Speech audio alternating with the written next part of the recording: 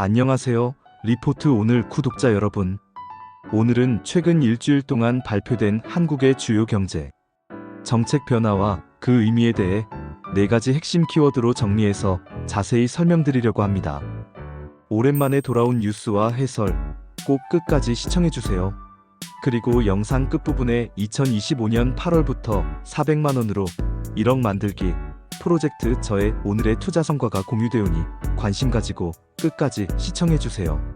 자, 첫 번째로 이야기할 부분은 바로 예산 구조 조정 지시입니다. 지난주 대통령 주재로 열린 비상경제점검 TF 회의에서 정부가 예산 관련해서 아주 중요한 방향을 내놨어요.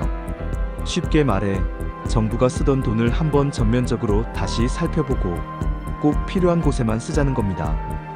여기서 예산은 크게 2가지로 나눌 수 있는데요. 하나는 경직성 경비, 즉 반드시 지출해야 하는 고정 비용이고, 또 하나는 재량 지출, 즉 상황에 따라 조정 가능한 부분입니다.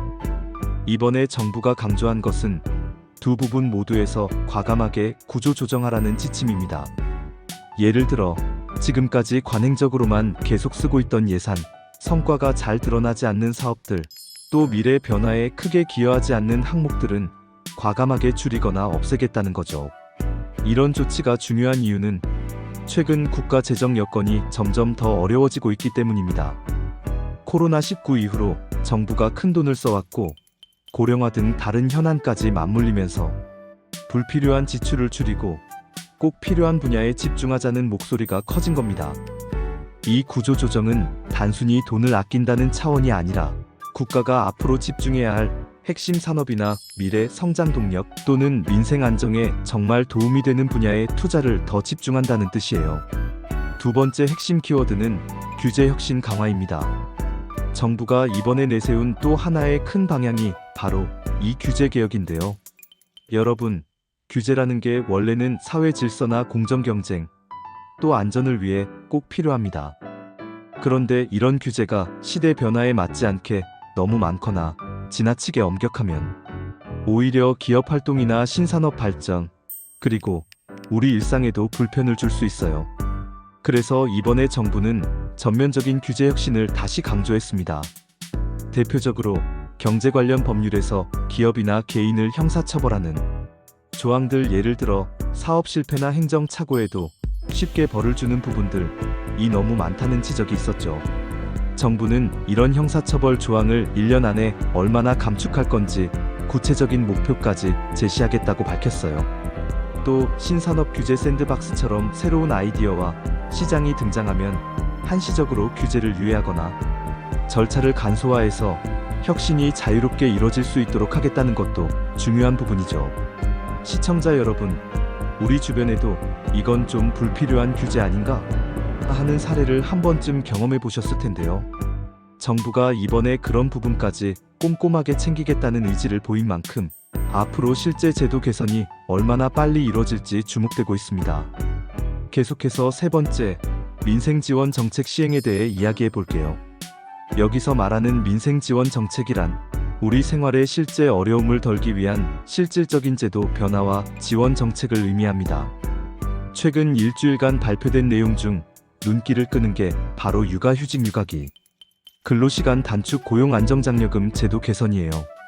예전에는 중소기업에서 직원이 육아휴직을 쓸 때 사업주가 받는 지원금이나 근로자 혜택이 충분하지 않다는 불만이 많았는데, 정부가 현장의 목소리를 수렴해서 지원금 규모나 절차를 더 간편하고 실질적으로 바꿨다고 합니다.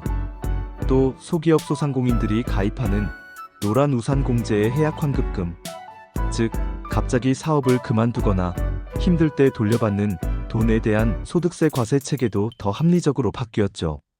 이런 제도 변화들은 실제로 당장 엄마 아빠 회사 생활, 그리고 자영업자, 소상공인 분들의 현실에 도움을 주기 위해 마련된 것입니다.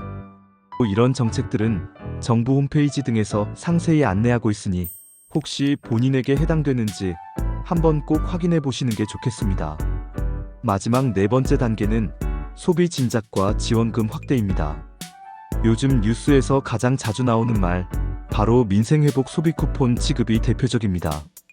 어려운 경제 상황에서 국민들이 실제로 체감할 수 있는 혜택을 주기 위해 정부가 전 국민에게 소비 쿠폰을 지급하고 이를 통해 자영업자와 소상공인 매출도 늘릴 수 있도록 한 거죠.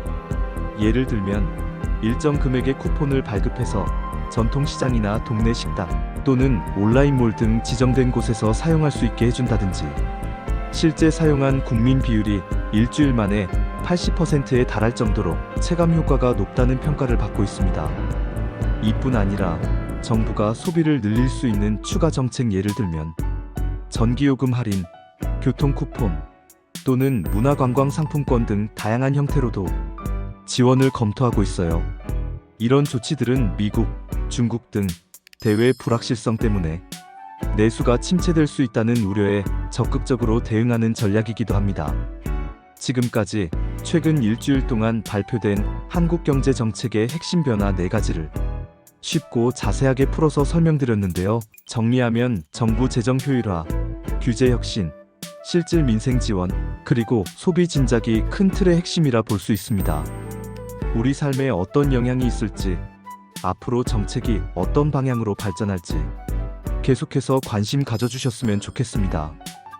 2025년 8월부터 시작되는 나의 월급 해방 프로젝트, 월급 200만원씩 더해 400만원으로 1억 만들기, 오늘의 저의 성과입니다.